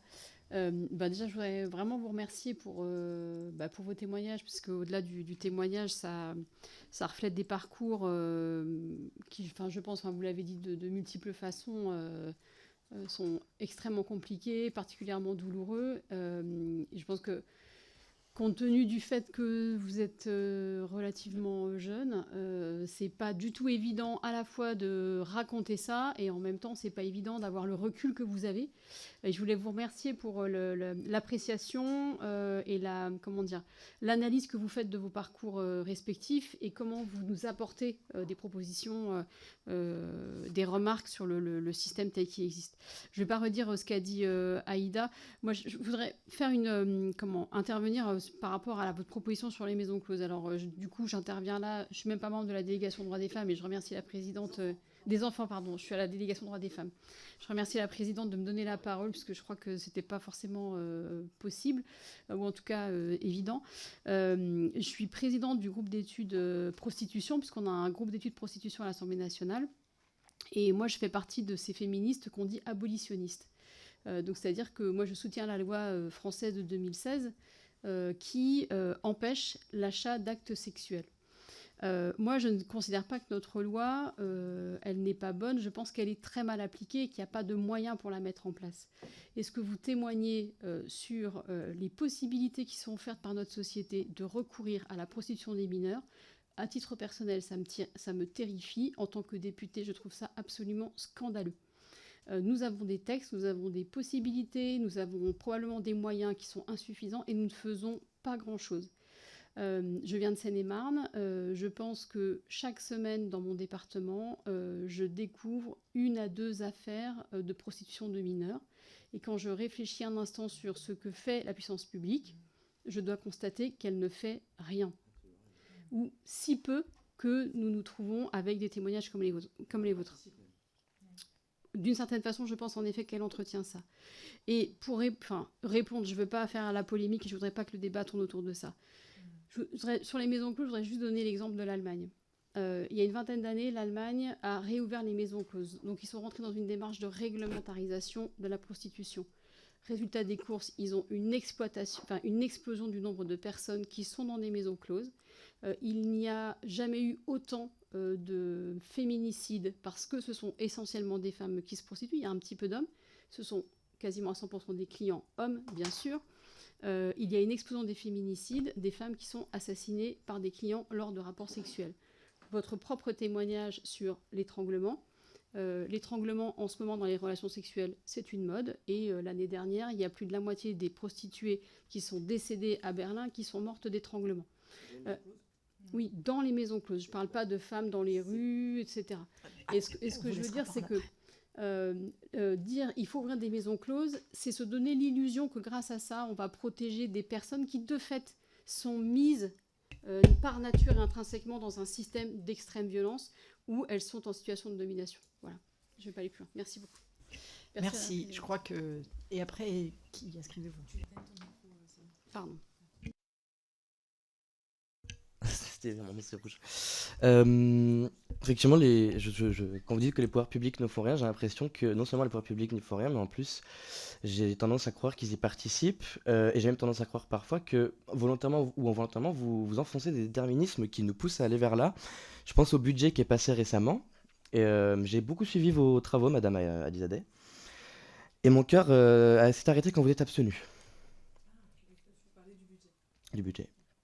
Ce budget dans lequel des budgets pour les localités, par exemple les départements, dont l'ASE dépend, étaient saqués, comme pour les autres services publics, et le PS est abstenu. Moi, c'est ça que je vois quand... moi, a priori, quand je viens ici, moi, je vois des gens qui j'imagine, avec toute la bonne volonté du monde, nous disent qu'ils veulent régler le problème, mais qui, d'un autre côté, à l'hémicycle, vont faire l'opposé. Ou en tout cas, ne pas s'exprimer, parce que l'abstention, c'est ça. Et moi, j'aimerais vraiment en fait, qu'on n'ait plus peur. Qu'on n'ait plus peur de s'opposer, de dire oui ou de dire non.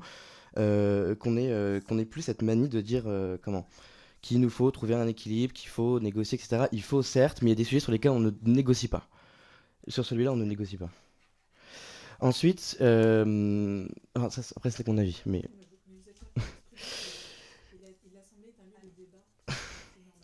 Et ensuite, pour revenir sur les maisons closes, vous dites que des femmes sont mortes dans ces maisons closes, étranglées ou quoi que ce soit. C'est vrai, ça arrive très souvent. J'en ai entendu parler, j'ai déjà un peu étudié le système et je le sais. Je pars du principe que c'était mal géré. C'est que c'était mal géré et en même temps, j'ai envie de dire, c'est complètement logique. Qu'est-ce qu'on en a à foutre de ces gens-là ? Pourquoi est-ce qu'on mettrait les moyens de les protéger ? C'est pas étonnant en soi qu'elles se fassent buter dans leur propre métier. Moi, même si c'est pas une solution à terme, et comme vous, je suis abolitionniste, mais je pense que là, dans l'état actuel des choses, les maisons closes restent pas une solution, mais un pansement au moins temporaire pour protéger ces femmes-là. Si c'est bien géré, si on arrive à encadrer, si on arrive à mettre de la sécurité dans ces milieux-là, je ne vois pas pourquoi ça pourrait partir en vrille. Après, il y aura toujours des défauts, ça reste un milieu très violent. Mais j'ai l'intime conviction qu'on peut utiliser ça pour protéger au moins ces femmes dans leur métier. Voilà. Merci, on a bien compris. J'ai Médina qui voudra intervenir. Est-ce que- Alors du coup, du coup, ça c'est ton avis et je le partage d'un côté. Moi, je suis pas pour les maisons closes pour les mineurs, mais je suis plutôt pour les majeurs. Et en fait, je ne comprendrais pas pourquoi ce serait pas comme par exemple dans les clubs libertins où il y a par exemple des caméras dans les chambres, où il y a une sécurité, où il y a quelque chose d'encadré avec des protections à l'intérieur. Pourquoi oui, mais les maisons closes, oui, mais cadrées. Parce que si c'est pour justement que ça fasse comme dans d'autres pays où on se retrouve avec des féminicides, alors que justement on est là pour encadrer le truc et pour que ça dérape pas, où est-ce que ça a dérapé? Donc voilà, ce serait intéressant qu'il y ait toutes ces trucs pour justement les protéger. Et surtout, en fait, s'il y a des maisons closes, le faire avec des assistants sociaux qui peuvent justement, comment dire, genre qu'il y ait une salle uniquement avec des assistants sociaux qui seraient là pour intervenir et pour faire changer leur situation. Parce que oui, à court terme, les maisons closes, ça peut être une solution, mais à long terme, qu'est-ce qu'on fait? Et qui peut y aller? Est-ce que c'est que des personnes qui ont la nationalité française ou est-ce qu'on ouvre ça aussi aux personnes étrangères? Ça aussi, il faut y penser. Enfin voilà, ça pose beaucoup de questions, mais j'ai l'impression que aussi on s'écarte un peu du sujet, pour être honnête. Donc voilà, si on peut en finir avec les maisons closes et juste passer au sujet suivant. Monsieur Merle-Lobigny, allez-y. Effectivement, Médina a raison, on s'éloigne un tout petit peu du sujet. Et juste pour recentrer, en fait, la loi de 2016, elle a un vrai problème. Et d'une part, elle n'a été évaluée qu'une seule fois, il me semble, par l'IGAS en 2019. Ça, c'est un premier point. Et on n'a jamais su, depuis, ce qu'elle produit comme effet ou pas. Le fait est qu'en Allemagne, effectivement, il y a une augmentation, en France aussi. Mais on ne sait pas le mesurer. Ça, c'est le premier sujet. Et le deuxième sujet, c'est que le mot mineur, la question qu'on est en train de traiter aujourd'hui, apparaît une fois dans le texte. Donc en fait, on ne peut pas se saisir de ce texte, on ne peut pas aborder ce texte comme la question de la pénalisation des clients, etc. C'est un sujet qui ne peut pas être abordé aujourd'hui parce que la loi ne couvre pas le sujet dont on parle. Merci. Merci Madame la Présidente, et merci à vous deux, évidemment. J'ai eu l'impression, et ça va être en fait ma question, vous me dites si je me trompe, pour Théo, j'ai eu l'impression que c'était finalement la seule porte de sortie qu'il avait, la prostitution. Et pour Médina, j'ai eu plus l'impression que c'était une normalité pour toi, une porte de sortie aussi, mais quelque chose qui était finalement naturel. Est-ce que je me trompe ou c'est bien comme ça que vous avez vécu les choses? Et donc, je pense que les solutions, vous nous en avez donné plein, donc j'aurais pas tellement de questions sur les solutions. On a beaucoup de choses. Après, c'est à nous de trouver comment réussir à les mettre en place. Ça, Théo, t'as raison. Mais voilà. Et pour toi, moi, j'avais l'impression que c'était vraiment la porte de sortie. Puis pour Médina, j'avais plus l'impression que c'était une espèce de normalité. Peut-être que je me trompe, je sais pas. Alors, du coup, une forme de normalité, je dirais que oui, parce que quand on a l'habitude, du coup, d'avoir dans son environnement quelque chose qui banalise le fait d'avoir des relations sexuelles avec des majeurs, bah forcément, ça conduit à ce que ce soit une normalité, entre guillemets, alors que, voilà, si on parle du point de vue du cœur, ça me dégoûte et c'est immoral, voilà, illégal, on le sait. Mais au-delà de ça, je dirais surtout que ce qui m'a fait ne pas forcément sortir dès le début, ça a été l'isolement social. Théo en a beaucoup parlé, mais le fait qu'un jeune soit isolé n'est pas forcément entre deux foyers, parce que ça, je ne l'ai pas dit dans mon parcours, mais j'ai 24 ans, je suis rendue à 24 déménagements. Donc du coup, entre deux placements, il y a des placements où j'étais nulle part, parce que le temps de chercher une solution d'urgence, de contacter l'ASE, du coup, oui, forcément, ça favorise le fait de continuer. Et aussi, on parlait tout à l'heure d'attachement. En 24 déménagements, je suis désolée, mais je m'attache à qui? je m'attache à quoi? Enfin, c'est compliqué quand justement, moi personnellement, je me suis toujours dit dans mes placements, dès que tu rechanges de famille d'accueil, ne t'attache pas à eux. Même si c'est des familles d'accueil pour le week-end, même si c'est des trucs, j'ai été dans des trucs à la campagne avec des chevaux, c'était super, hein, mais les familles d'accueil, et je suis jamais tombée sur une même famille d'accueil.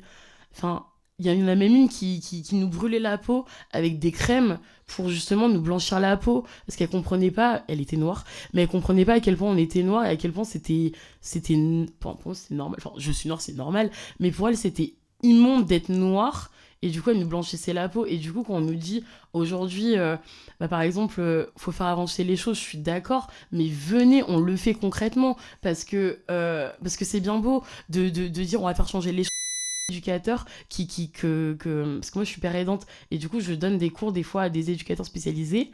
Il y en a plein qui je sais pas quoi faire, comment je fais si une jeune demain me voir et qu'elle me dit qu'elle se prostitue. Il y a des jeunes qui sont au courant enfin qui ne savent pas comment faire alors qu'ils sont justement au cœur même du et du coup, je pense que là, faut tout repenser, que ce soit comme Théo le disait, comment est-ce que, par exemple, on va former des éducateurs, on va former des policiers, parce que même la question de la plainte, elle est touchy, on va pas se mentir, nous, on a peur d'aller porter plainte, on a peur de se retrouver devant un mec de 50 ans qui nous dise, bah, tu l'as cherché.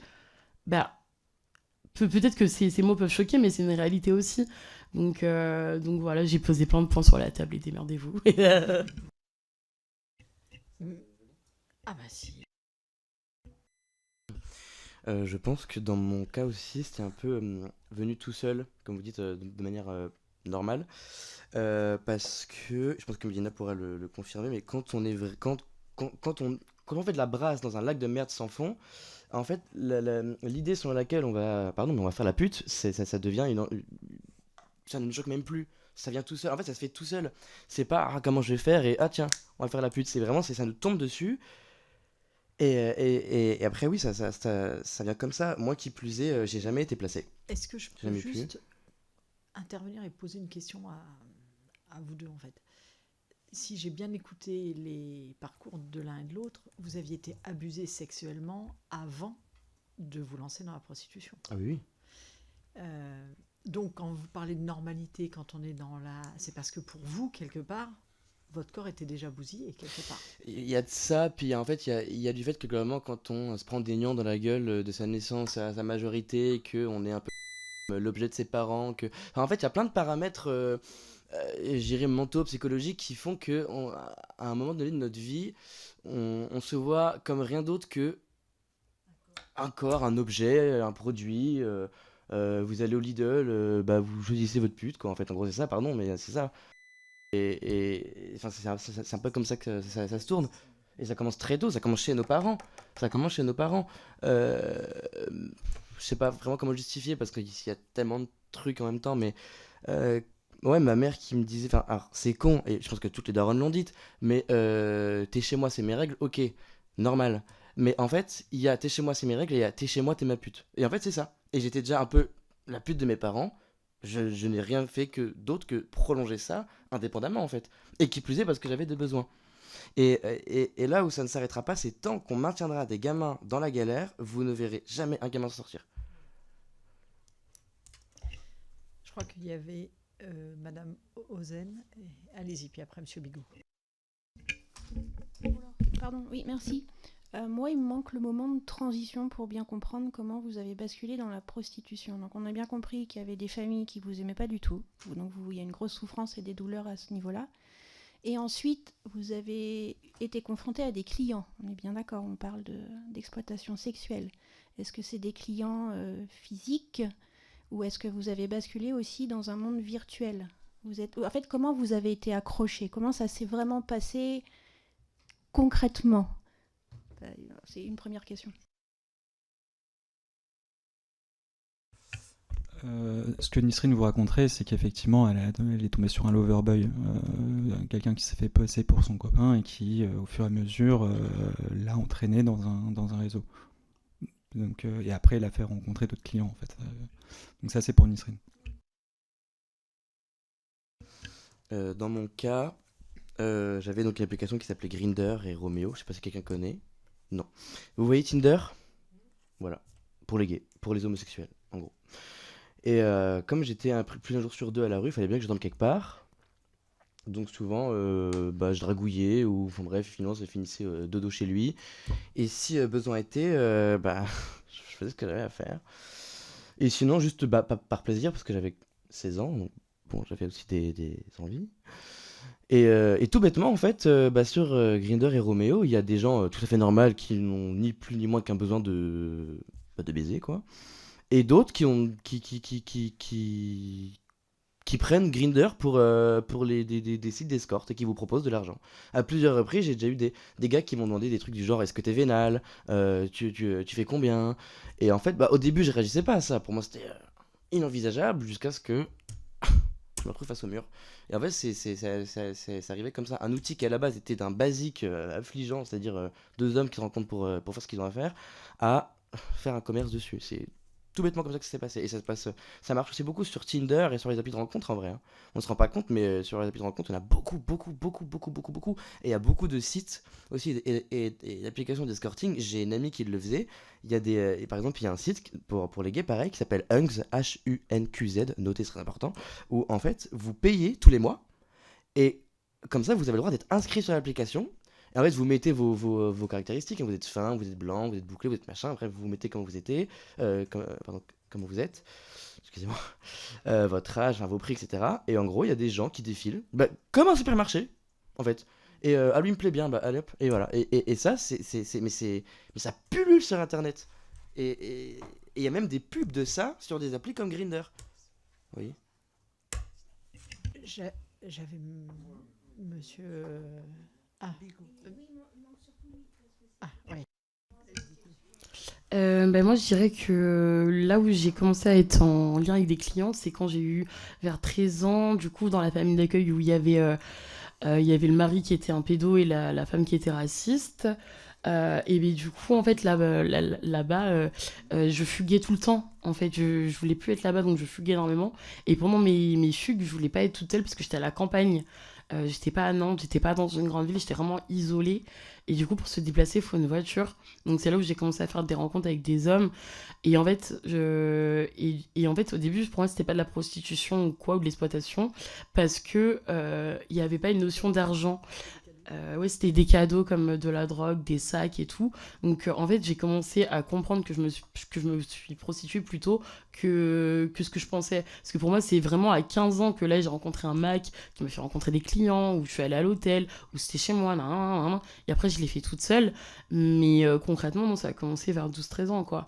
Et je me souviens, par contre, d'une fois où je crois que c'était la seule personne qui était lucide. C'était un homme, je suis montée dans sa voiture, il m'a dit mais t'as quel âge? Et moi je montais, parce que je faisais plus vieille, et il m'a dit non mais t'as pas 17 ans, t'as plus, enfin t'as moins. Et du coup je crois que c'était la seule personne lucide qui m'a dit non mais rentre chez toi, je te ramène chez toi, si tu veux je te passe de l'argent mais je te touche pas. Enfin, parce que en fait il était tellement en train de se dire je fais quelque chose de mal, et en même temps c'est pour elle ça doit être horrible de vivre cette situation, que je sais pas, c'est la seule personne qui a eu pitié de moi.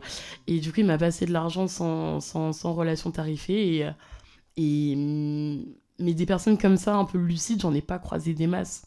Honnêtement, même l'ASE, il y a eu des signalements de faits, rien n'a bougé. Ma famille d'accueil qui était raciste, pour finir sur ça, elle a plus son agrément de famille d'accueil parce qu'elle a planté un jeune. Elle a planté un jeune, et il y a une enquête. En fait, elle l'a planté avec une fourchette. Et du coup, c'est un jeune que je connaissais parce qu'on était souvent en week-end ensemble dans cette famille d'accueil-là. Et du coup, c'était un jeune qui avait à peu près 16 ans et qui avait une déficience mentale. Ça se dit, ça, c'est pas... Oui, ok. Je sais pas. C'est horrible. Pardon. Pardon, psy. Mais du coup, cette famille d'accueil-là, il y a que quand il y a eu cette enquête-là qui m'ont appelé et qui m'ont dit il se passait pas des trucs chelous dans cette famille d'accueil? Bah oui, mais venir 4 ans après, je veux bien, mais non.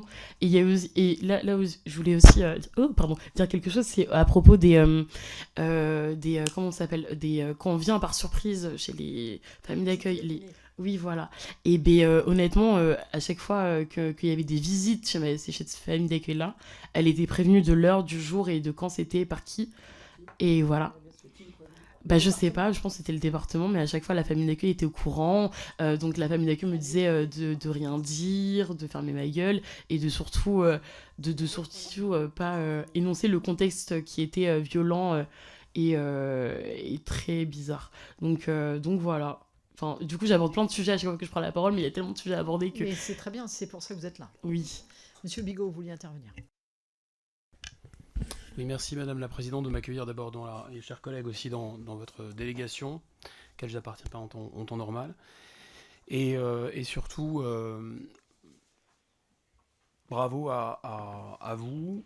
Je trouve qu'il y a quelque chose qui est quand même assez impressionnant, c'est que dans une société où tout le monde se dit victime de tout et n'importe quoi, vous avez quand même, à travers le témoignage aussi de Nisrine, des gens qui vous avez vous-même traversé un peu ce qu'on pourrait appeler l'enfer, enfin les flammes. Et donc, moi, ce que je trouve vraiment absolument incroyable, c'est d'abord la clarté de votre voix. C'est la dignité d'un homme ou d'une femme, c'est de porter sa voix et d'être en mesure de mettre des mots, d'assumer son parcours. Votre voix, et nous, on est ici des députés, donc c'est un peu les professionnels de ce truc-là, on peut vous dire que c'est très impressionnant, que la clarté, que la force de votre voix est très impressionnante parce que il s'en dégage ce qui est plus qu'une impression, je pense, c'est une réalité, ça se sent, de courage et de dignité. Maintenant, merci pour ces éclairages aussi, notamment sur cette distinction entre prostitution et exploitation. Donc c'est assez clair ce que vous avez dit, comme tout ce que vous avez dit d'ailleurs. Maintenant, moi, ça m'a amené à réfléchir à une contradiction et je voulais votre sentiment là-dessus, votre réaction là-dessus. Comme vous le savez, on est dans une société quand même qu'on peut considérer comme très permissive, qui a aussi, à mon avis, désacralisé le corps. C'est-à-dire le corps, c'est un peu un objet, etc., comme un autre. Et vous avez décrit ça, d'ailleurs, on achète, comme dans un supermarché, des paquets de céréales, etc. Est-ce que vous seriez favorable d'une certaine façon? Est-ce que vous pensez que la société a atteint une sorte de point où il faudrait resacraliser, et notamment resacraliser le corps des jeunes, qui n'ont pas ce consentement, ce fameux consentement? Premier point. Deuxième point, la majorité sexuelle, et c'est là la contradiction où je veux vous amener, elle est, je crois, à 15 ans aujourd'hui en France. Est-ce que, voilà, il n'y a pas une contradiction, puisque vous dites à juste titre qu'il n'y a pas de consentement, en fait? Alors évidemment, à travers les épreuves que vous avez vécues, puisque vous étiez fragilisé par les épreuves que vous avez vécues, mais est-ce que vraiment on peut considérer qu'il y a un total consentement? Et notamment entre quelqu'un de 15 ans et quelqu'un qui serait vraiment un adulte accompli, etc. Enfin, autre question, et ça c'est pour vous, Théodore, je crois que c'est sur la question de réseau que vous avez abordé. Vous avez dit deux personnes. C'est quoi ces réseaux? C'est effectivement les réseaux que vous avez décrits, les réseaux sociaux de rencontres. Est-ce que c'est autre chose? Est-ce que c'est une ou deux personnes, ou même vous, Médina, ou à travers le témoignage de Nisrine? Qu'est-ce qu'il y a derrière cette idée de réseau? Est-ce que ce sont quelques personnes, des loverboys, ou des réseaux sociaux? Et enfin, ce qui m'a beaucoup interpellé, c'est que vous avez dit, oui, mais attention aux institutions, parce qu'à travers les institutions, il y a des gens qui sont, d'une certaine façon, qui aident et qui mettent en contact. Donc, quel est le lien entre ces réseaux et les institutions? Pardon, j'ai été trop long, Madame la Présidente. Non, mais tout le monde déborde aujourd'hui, donc j'essaie que le débordement soit égal pour tout le monde. Donc, vous êtes dans le débordement de tout le monde, donc il n'y a pas de souci, mais j'évite qu'on déborde encore plus. Allez-y. Non, il n'y a que vous. J'aime pas ce micro, ça. D'abord, donc là vous avez annoncé 3 points. Le premier, resacraliser le corps. Alors là c'est peut-être ma vision de turbo-gauchiste, mais je pense que le corps est une marchandise quand tout le devient dans une société capitaliste. C'est la logique même. C'est la demande et l'offre. Bien sûr que non, mais de toute façon le système capitaliste en général je peux pas me le voir, donc j'ai envie de dire non. Pour moi, c'est pas bien. Mais si vraiment on essaie d'être le plus objectif possible, je pense qu'au-delà de resacraliser le corps, il faut aussi redonner de la valeur aux gens, de la confiance aux gens, leur rappeler qu'au-delà du fait que leur corps est précieux, leur rappeler que eux, en tant que personnes, sont précieux. Et donc, ça passe par les institutions. Ça, c'était mon avis sur la première question. La deuxième, 15 ans, est-ce que c'est suffisant pour une majorité sexuelle? Je pense que les quelques failles de notre système, qui plus est sur le système prostitutionnel, ne doivent pas envahir la vie sexuelle des jeunes. Et quoi qu'on fasse, dans tous les cas, un jeune de 15 ans, 16 ans aura toujours tendance à découvrir son corps, c'est normal, ça me choque pas. Donc je pense que 15 ans, ça va, ça me paraît pas déconnant. Et enfin, sur les réseaux, ça dépend. Ça dépend, c'est pas universel, c'est pas général, j'ai presque envie de dire que c'est une personne, un cas différent, c'est jamais pareil. Jamais, jamais, jamais, jamais. Et quand vous dites que parfois c'est des gens un peu haut placés qui mettent en lien, non seulement c'est des gens un peu haut placés qui mettent en lien, mais non, c'est surtout des gens haut placés qui sont clients sur Grindr.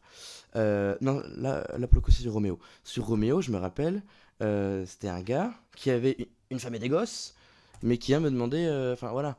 Et d'ailleurs, il est censé être plutôt à gauche, donc c'est assez étonnant. Mais enfin, oui, mais justement. Bien sûr, oui, non mais j'ai tout eu, hein, j'ai autant eu à gauche qu'à droite, sûr, tout le monde est coupable. Mais voilà, et au-delà de ça, ça dépend du monde duquel on vient. Moi, enfin, j'ai pas pu le dire tout à l'heure, mais j'ai jamais été placé. Parce que le département n'a jamais pu trouver de preuves suffisantes pour me placer. Donc j'ai vu oui, 2 qui sont encore là-bas, je me suis battu pour les récupérer, j'ai jamais réussi. Je peux pas. Et quand j'ai demandé à l'ASE de mon département pour au moins les voir, ils m'ont dit elles sont pas placées, on peut rien faire. Donc je n'ai aucun contact avec ma soeur de 2 ans, depuis 2 ans. Voilà. Son anniversaire est dans 2 mois. Et voilà, enfin bref, juste pour répondre au 3e point avant de prendre trop de temps, ça dépend. Qui plus est, pour les gens qui ont été placés, ce sera souvent des gens bien physiques qui vont les emmener là-dedans, qui connaissent déjà le domaine, parce que c'est facile de dominer quelqu'un qui vient de la DAS. Ils ont qu'un repère. Tandis que des gens comme moi, ils ont d'autres repères. C'est les réseaux sociaux, ça va être la rue, parce que j'étais à la rue, donc on va tomber sur d'autres gens qui comme vous sont dans la merde et qui vont vous mettre dans une autre merde, c'est-à-dire vous prostituer. Des fois, c'est même des gamins de l'ASE, des gamins de l'ASE qui font des proxos de d'autres gamins de l'ASE. J'en ai connu une à Nancy, là où je viens. Elle prostituait ses camarades, littéralement. Donc c'est vraiment c'est divers et varié. Médina. Alors du coup, pour revenir avec ce que disait Théodore, oui, il y a énormément de prostitution, d'exploitation sexuelle au sein des foyers. Des fois, moi une fois j'étais dans un foyer que de jeunes filles. Il y avait une des jeunes filles qui essayait de prostituer les autres avec des guet-apens. Et du coup, cette fille-là, elle avait tout un réseau derrière elle. Et du coup, elle a essayé une fois je me souviens parce que c'était une copine à moi, elle a essayé de lui faire un guet-apens en disant oui, c'est une soirée, patati patata. C'était pas du tout une soirée, c'était tarifé. Les hommes étaient là pour l'agresser sexuellement. Elle a réussi à s'en sortir, elle a réussi à partir. Mais du coup, et en plus, elles étaient en colocation dans un foyer, dans un appartement. Et du coup, ce que le foyer a fait, c'est qu'en fait, ils ont viré la personne qui essayait de prostituer l'autre, et l'autre a changé d'appartement, mais le fond du problème, il n'est pas réglé, en fait. Enfin, même pas du tout. Donc, et même, quand j'étais en foyer, j'avais 13 ans. Oui, il y avait d'autres, il y avait des copains, j'avais des copines qui se prostituaient, les éducateurs le savaient, mais ils disaient rien. Et du coup, moi, je veux bien qu'on en parle, que patati patata, mais comment concrètement on fait changer les choses si même dans les personnes à qui on doit se confier, elles sont concernées. Moi, par exemple, je vous ai parlé de ma famille d'accueil qui était un pédocriminel. Évidemment qu'il était en lien avec d'autres pédocriminels. J'ai jamais su si j'avais été touchée par d'autres personnes parce qu'évidemment, je vous l'ai dit, j'étais droguée les 3 quarts du temps, mais je sais juste qu'il y a d'autres victimes à part moi et ma sœur. Il y a eu d'autres jeunes qui ont subi ça, et où là où je trouve ça déconnant, c'est que oui, il y a des évaluations psychologiques de fait, mais elles consistent en quoi? Parce que faut pas être con, hein. Par exemple, vous aimez les enfants? Oui, mais pas comme vous pensez. Ok, après on passe à la suite. Non, genre, faut aller au-delà en fait de cette expertise psychologique. Pour moi, une famille d'accueil, c'est comme quelqu'un qui doit adopter. Tu peux pas adopter ou garder des enfants comme ça sous prétexte que oui, c'est bon, j'ai fait la formation, je suis apte. Non. C'est pas parce qu'on fait une formation qu'on est apte à. C'est comme devenir parent. C'est pas parce que demain je tombe enceinte que je suis apte à être parent. Pas du tout. Donc du coup, je sais pas, peut-être que je suis pas une mauvaise mère, mais du coup, même nous, ça nous. Comment dire, par exemple, nous, on est là aujourd'hui, c'est pas seulement pour porter nos voix, mais aussi pour porter la voix de ceux qu'on n'entend pas et qui sont encore placés. Parce qu'on sait que ça va se répéter pendant des années, mais à quel moment on stoppe? Et à quel moment on se dit, ok, collectivement, on fait les choses ensemble? Parce que, par exemple, vous parlez je crois que c'était vous qui avez dit que vous aviez une délégation, je sais pas quoi, sur la prostitution, un groupe de travail, je sais pas quoi. Ah, c'était la collègue qui est partie. Ben, je trouve ça intéressant, mais est-ce qu'il y a des personnes concernées? Elle sera pas là pour y répondre, mais du coup, comme aujourd'hui, je trouve ça intéressant qu'il y ait de plus en plus de personnes concernées dans vos instances. N'hésitez pas à nous appeler parce qu'on le fait avec plaisir. Hein. Témoigner, moi, c'est pas quelque chose qui me fait du mal parce que mon parcours, je l'ai raconté à 26 différents. Donc je m'en fous. Mon parcours, il me touche plus. Donc vraiment, si on peut collectivement faire les choses ensemble, on le fait et on y va. On va au front. Merci beaucoup. Et pas au Front National. Merci beaucoup. J'avais 2 personnes qui voulaient rebondir avant de vous laisser la conclusion. J'avais Monsieur Bonnet et Madame Ozen. Ouais, je vais faire très court. Alors malheureusement, on a très nettement la réponse, mais j'aimerais que vous le redisiez. Le fait que vous soyez très manifestement mineur, à part peut-être une personne dans votre parcours, et sur les réseaux sociaux, donc Grindr et compagnie, vous voyez aussi d'autres profils très manifestement mineurs sur ces réseaux. C'est quelque chose d'avéré, on en est d'accord. Manifestement, ça dérange quand même pas grand monde dans notre société, quoi.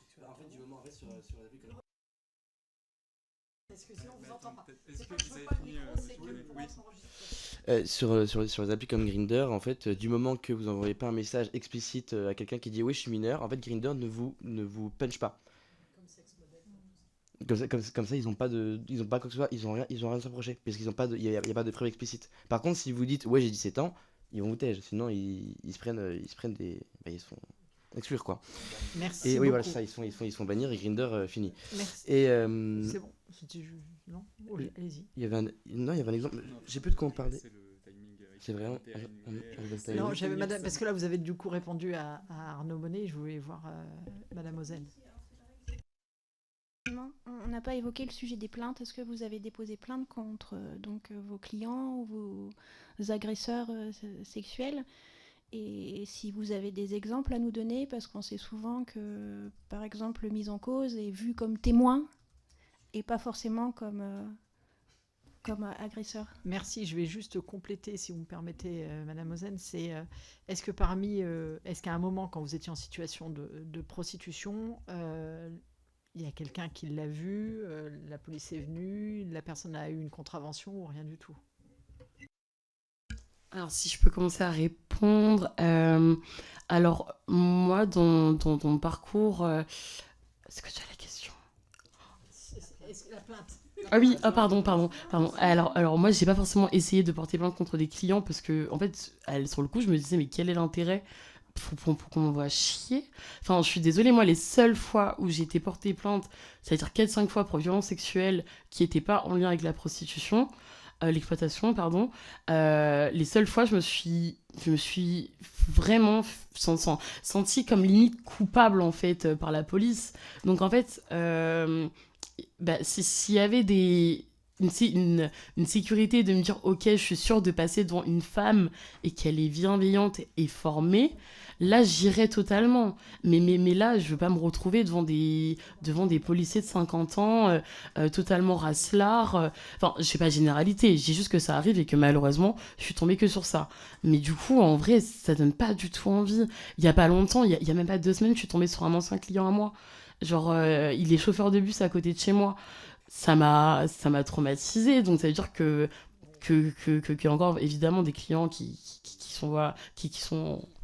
volent de leurs propres ailes et qui sont libres. Mais concrètement, je sais que si je porte plainte, voilà, la justice, on la connaît. Et on a tellement été déçus par les peines aussi que non. Par exemple, on sait très bien qu'un dealer prend plus qu'un pédocriminel. Déjà, c'est aberrant. C'est aberrant. Laissez les gens... Bon, ça, c'est un autre débat, mais laissez les gens consommer. S'ils veulent, on s'en fout. Mais c'est un autre débat, pardon, excusez-moi. Mais c'est juste qu'au-delà de ça, au niveau des peines, on est tellement déçus de ce qui se passe en France qu'il y a des gens, avant même de se dire « Ah, je vais peut-être porter plainte », elles sont en mode « Mais pourquoi faire ?» Non, je vais être déçue de ce que la personne va prendre et je préfère même pas porter plainte. Et ça, on me le dit souvent. On me le dit souvent quand j'en parle à des jeunes qui étaient en foyer. Oui, allez-y. Je complète juste avec 2 secondes avec le témoignage de Nirmine. Nirmine, elle raconte très bien les phrases abjectes qu'elle a reçues de la part de policiers qui lui répondent « Moi, si je paye 30 minutes, je reste 30 minutes ». Donc, en fait, l'envie d'aller se faire manifester à la justice, et par la suite, tout le mécanisme qui en suit, où effectivement, on n'est pas tenu au courant des procès, des auditions, etc., et que les victimes sont... on n'est pas dans une justice réparatrice aujourd'hui. Hein. La victime, elle est victime et elle ne peut que avoir son porte-monnaie pour aller voir un psy. Et j'ai une dernière question. Madame Sophie Mette. Oui, merci. Vous parlez beaucoup de la police. Moi, je pense que la gendarmerie travaille peut-être un peu différemment. Bon, moi, je suis en zone rurale, donc ils ont quand même fait du travail sur ça, mais je pense que c'est pas forcément parfait. Et je voulais savoir, est-ce que avec votre association, vous faites des interventions en milieu scolaire presque, parce que je pense que votre discours, il est dur, il est fort. Et peut-être que ça peut être, je sais, vous le faites certainement, mais presque intéressant que des jeunes l'entendent, parce qu'ils pourraient être alertés. Je pense qu'il y a aussi un besoin d'alerte auprès de la jeunesse. Alors, je suis désolé, après je vous laisse répondre, mais effectivement, normalement, le seul moment où dans la loi de 2016, puisqu'on en parlait tout à l'heure, il y a l'évocation de mineurs, c'est sur la prévention. Et normalement, la question d'aller dans les lycées, dans les collèges, parler de tous ces parcours et des impacts de la procession sont prévus dans la loi. Mais là-dessus, pareil, on ne sait pas à quel point c'est mis en place. Quand j'ai préparé le temps de travail avec Théo et Mélina, les deux m'ont dit que depuis 2016, ils n'avaient jamais vu aucune campagne de com, Je vous laisse compléter, les amis, mais voilà. Et pour répondre à votre question sur notre capacité, c'est pour ça que j'ai pris la parole en premier, excusez-moi, sur notre capacité à aller faire des sensibilisations, je suis le seul salarié de notre association et notre travail, c'est vraiment de porter la voix dans le débat public. Vraiment, c'est d'aller vous sensibiliser, vous, députés, ministres, sénateurs, maires, collectivités territoriales, plutôt que... Enfin, il y a d'autres associations qui le font très bien dans les sensibilisations dans les collèges et lycées. Avant de conclure, est-ce que chacun d'entre vous veut dire quelque chose qu'il n'a pas dit et qu'il souhaiterait nous dire ? Déjà, la prévention... Alors, c'est vrai que moi, j'ai jamais de prévention. En fait, la loi 2016, je ne la connaissais pas avant qu'on m'en parle. That's it. Pardon ? Eh ben, c'est un problème. C'est un problème, mesdames et messieurs. Et non, mais déjà, vous l'avez dit au tout début, c'est que c'est très, très, très sous-estimé. Tant pour les mineurs, parce qu'on connaît beaucoup les prostituées du bois de Boulogne ou du bois de Vincennes, etc. Mais on ne note pas ceux qui sont sur les applis, ceux qui sont dans les travers de réseaux de l'ASE, etc. Et je pense que la prévention, c'est bien, mais mettre des moyens pour que la prévention soit effective, c'est mieux. Parce que c'est bien de dire, vous prostituez pas, c'est pas bien. Mais à côté, laissez les gens crever, prévention ou pas, bon, on y va. La différence, c'est qu'on y va en connaissant le risque qu'on prend. C'est mieux, mais c'est pas ça. Et la deuxième chose que je veux dire, c'est un exemple, je sais plus à quoi ça correspond du coup, parce que j'ai eu plein d'échanges. Mais il y a un exemple, moi, qui m'a frappé, c'est que je sais pas si vous avez vu récemment. Le directeur de l'ASE du Nord, du département le Nord, a été arrêté parce qu'il a eu la merveilleuse idée de répartir des gamins à travers le pays, ce qui il me semble, la nationalisation des placements a été arrêtée il y a longtemps.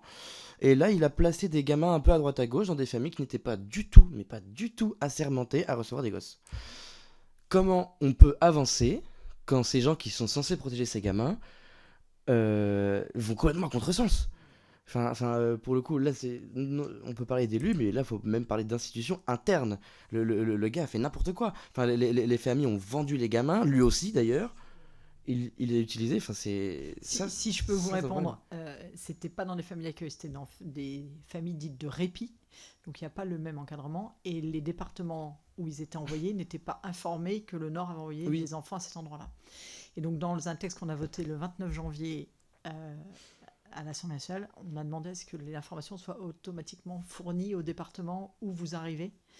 Parce que malheureusement, on a quand même besoin. Hein. Moi, j'ai une antenne dans mon département, d'un autre département, quand ils ont besoin d'isoler les enfants qui ne restent pas. Donc c'est bien de pouvoir en mettre ailleurs. Mais encore faut-il que le département, sur place, le sache pour aller contrôler. Donc j'espère que le Sénat reprendra ce texte et qu'on pourra le faire avancer, parce que je suis d'accord avec vous, c'est inadmissible. Moi, je voulais juste dire que je suis en colère, j'ai la rage évidemment, j'ai la rage d'entendre ce genre de parcours, que ce soit celui de Nesrim ou celui de Théodore. L'idée, enfin, parce que le mien je le connais et que maintenant, voilà, je suis habituée, mais en fait, je suis aussi en colère de me dire qu'en fait, tout ça, c'est juste quelque chose qui continue et qui continuera et qu'on entendra toujours des histoires aussi atroces les unes que les autres. Et c'est horrible parce que, par exemple, je pense à ce jeune éducateur, enfin, il y a un éducateur, un veilleur de nuit ou un éducateur qui s'est fait couper la main parce qu'il essayait de protéger une jeune et de la sortir d'un réseau de prostitution parce que son proxénète est venu devant son foyer. Qui protège qui? Je veux dire, lui est là pour protéger les gosses, mais qui le protège lui? Enfin, faut aussi penser à tous ces éducateurs, ces bons éducateurs évidemment, pas les autres, on les laisse crever, désolé. Mais du coup, les bons éducateurs, j'ai envie de leur donner plus de solutions, plus de moyens. C'est-à-dire déjà des formations qui tiennent la route, parce que c'est bien beau d'apprendre comment est-ce que l'enfant grandit. Mais si on n'aborde pas toutes les thématiques, il y a plein d'éducateurs qui me disent « Aujourd'hui, j'ai ma formation, mais je ne suis pas réellement formée. » C'est-à-dire que du coup, même malgré les stages, malgré la pratique, malgré tout ça, ils ne sont pas formés. Si demain, ils ont des jeunes qui arrivent et qui font une TS, une tentative de suicide, qui viennent et qui disent « Je me prostitue », ou qui viennent et qui disent « Je sais pas, voilà, n'importe quel problème », ils ne sont pas aptes à gérer. En fait, donc faut tout reprendre, que ce soit au niveau carcéral avec des vraies peines de prison. Moi, je suis désolée, j'entends des 2 ans de sursis, mais pourquoi des vraies peines en fait. Et après, je vais partir loin, mais ça c'est que mon avis personnel. Mais moi, j'étais un peu pour la peine de mort. Et mais c'est un autre sujet qui est pas forcément abordable aujourd'hui. En plus, c'est la fin, c'est le dernier mot de la journée, mais en tout cas moi je suis assez dans l'extrême, c'est-à-dire tu fais du mal à un enfant, tu vas le payer, mais tu vas pas le payer avec 2 ans d'emprisonnement qui vont rien donner, parce que finalement qu'est-ce qui va se passer quand il va sortir? Ça va recommencer. Donc en fait, comment on protège les enfants de cette société où en fait ils n'ont aucun droit, ils ne sont pas écoutés? Il faut aussi savoir que moi, pendant mes placements, j'ai toujours dit que j'étais pas en sécurité chez mes familles d'accueil à mon juge qui ne m'a jamais écouté. Le juge des enfants, que fait-il? Enfin, c'est pour ça que je trouvais intéressant l'idée d'avoir un avocat, oui, mais qui nous écoute vraiment. Parce qu'en fait, comme disait Théodore, j'ai l'impression qu'en fait, on est un peu des pions d'adultes, en fait. On va par là, on va par là, mais en réalité, qui nous écoute? Voilà. Merci beaucoup pour ce mot de la fin. Le qui nous écoute aujourd'hui, on vous a écouté. Et on vous remercie vraiment d'être venu partager vos parcours, aussi difficiles soient-ils. On ne peut que vous espérer que l'avenir soit plus beau que ce que vous avez vécu jusqu'ici. C'est ce qu'on vous souhaite le plus, j'allais dire. Et j'espère que vous allez réussir à continuer le soin, parce que je pense que c'est important. J'ai bien entendu tout ça. Et moi, je suis convaincue que ces enfants, si on veut demain éviter qu'ils tombent dans cette prostitution et dans cette volonté de donner son corps, entre guillemets, quand on détecte qu'ils ont été victimes de violence, il faut qu'on les traite et qu'on les soigne. Et qu'on leur explique que leur corps a une importance, qu'on resacralise effectivement le corps des enfants. C'est important, mais ce qui ne veut pas dire qu'ils n'ont pas le droit d'évoluer à leur âge, mais que l'adulte ne pense plus que l'enfant est sa chose. En tout cas, merci beaucoup. J'ai été émue à certains moments. Vous m'avez fait rire à d'autres. Et en tout cas, merci d'être venu, merci de nous avoir accompagnés. Et puis, je vous souhaite une belle journée, même si le moment du coup que nous venons de passer a été assez lourd. Merci à vous, merci beaucoup. On sera au Bourbon tout à l'heure pour décompresser.